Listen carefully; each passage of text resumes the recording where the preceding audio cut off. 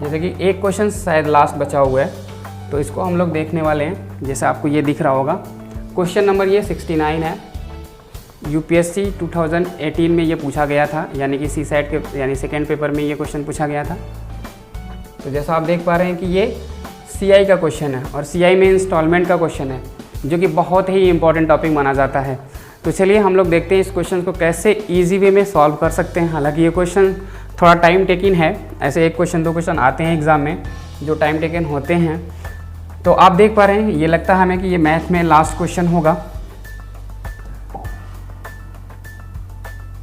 चलिए तो क्वेश्चन पे थोड़ा हम लोग नज़र डालते हैं। क्वेश्चन क्या है, कह रहा है कि किसी व्यक्ति ने 22,800 कीमत पर एक रेफ्रिजरेटर 12.5% चक्रवृद्धि ब्याज यानी कि वार्षिक दर पर खरीदा। पहले वर्ष के अंत पर उसने 8650 एवं दूसरे वर्ष के अंत पर 9125 रुपया चुकाए। तो कह रहा है कि ऋण पूरा चुकाने के लिए तीसरे वर्ष में उसे कुल कितना भुगतान देना पड़ेगा, ये आपको बताना है।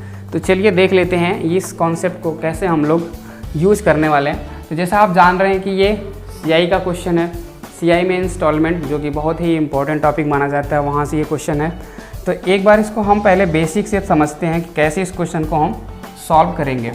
आप जान पा रहे हैं कि ये जो चक्रवृद्धि ब्याज है वो 12.5% के हिसाब से लग रहा है, मतलब ईयरली, और 3 साल में ये चुकाएगा। तो पहले 2 साल में ये कुछ धन दे रहा है, तो तीसरे साल में बचा हुआ धन भी तो जोड़ के देगा, मतलब कि कुल धन कितना देगा ये आपको बताना है। तो आप एक बार देख लो कि ये क्या है। तो 12.5% जो चक्रवृद्धि ब्याज है, इसका जो फ्रैक्शन वैल्यू होता है पहले तो वो आपको मालूम होना चाहिए, कितना होता है, 1/8 होता है।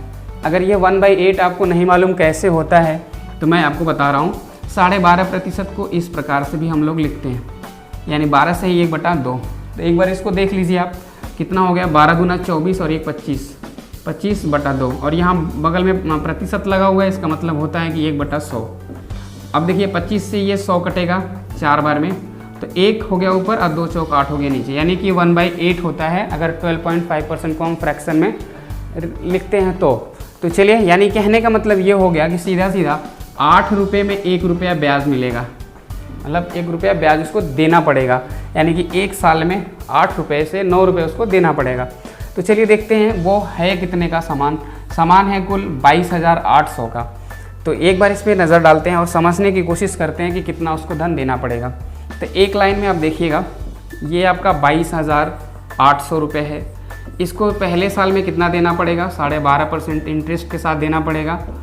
तो 22,800 तो देना ही है, बट 22,800 में उसको 22,800 का 1/8 जो है उसको ब्याज भी देना पड़ेगा, यानी कि जो अगले साल वो देगा 22,800 प्लस 12.5% इसका, यानी कि 1/8 अगर आप करो तो 1/8 कर लेते हैं।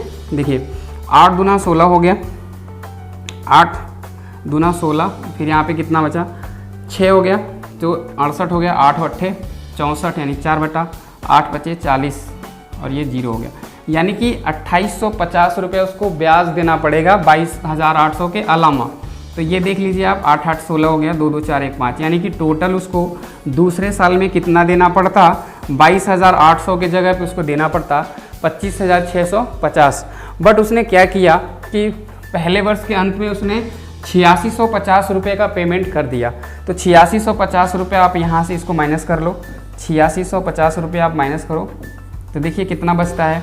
तो ये 650 पूरा 0 हो गया, और 25 में से अगर 8 चला जाएगा तो 17 बचेगा, यानी कि 17,000 देना पड़ेगा उसको, 17,000 उसको देना पड़ेगा। और लेकिन अभी क्या है, अगले साल में फिर 12.5% का उसको ब्याज देना पड़ जाएगा, 12.5% का फिर ब्याज उसको देना पड़ेगा। तो चलिए 12.5% यानी 1/8 और इसमें ऐड करते हैं, यानी कि अब देखिए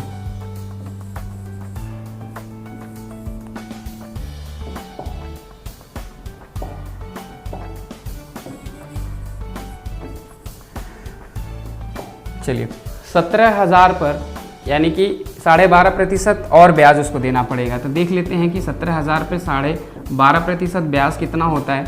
तो 1/8 करिए आप 17,000 पे, तो ये कितना हो गया, 8 दूना 16, 8 दूना 16 हो गया, 1 बचा, फिर ये कितना हो गया 10, 8 इकाएँ 8, 2 बचा यानी 20, 8 दूना 16 और 8 बचे 40, ये हो गया आपका। यानी कि 2125 रुपये उसको और ब्याज देना पड़ेगा।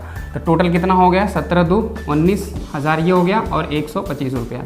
यानी कि अगले साल में उसको कितना देना पड़ता 19,125 रुपया, लेकिन वो अगले साल में कितना दे रहा है 9125 रुपया बस वो दे रहा है। यानी कि 9125 रुपया यहाँ से आप माइनस कर लो, 9125 माइनस हो गया, यानी कि अभी उसको कुल टोटल कितना देना पड़ेगा 10,000। लेकिन वो 10,000 ही केवल नहीं देना है, उसको अगले साल का ब्याज भी देना है जो कि 12.5% है। तो 10,000 का 12.5% अगर आप ऐसे निकालना चाहो नॉर्मल वे में तो 1250 रुपया होता है। यानी कि 10,000 तो उसको पहले का देना है और 1250 रुपये उसको क्या देना पड़ेगा ब्याज देना पड़ेगा अगले साल का जो 12.5% है। तो यहाँ पे फाइनली आंसर आपका आ जाएगा 10,000 प्लस 10,000 का 12.5% यानी 1250। तो 1250 जोड़ लीजिए, यानी कि कितना हो गया ये टोटल 11,250 रुपया। तो 11,250 रुपया उसको ओवरऑल दे के तीसरी किस्त में जमा करके उसका पूरा ऋण चुकाना पड़ेगा। यानी कि कौन सा ऑप्शन होगा सही इसके लिए, तो ऑप्शन नंबर डी इसका सही आंसर होगा। तो इस तरीके से आप क्वेश्चन देख पा रहे हैं कि बहुत ही लेंदी टाइप का क्वेश्चन था। अगर इसको नॉर्मल वे में अगर हम सॉल्व करते तो एक तरीका और होता है जिसको मल्टीपल कॉन्सेप्ट बोलते हैं, वो हम लोग डिस्कशन करते हैं उसको क्लास में। जब तक आप पूरा बेसिक नहीं सीख पाएंगे उस कॉन्सेप्ट को नहीं समझ पाएंगे।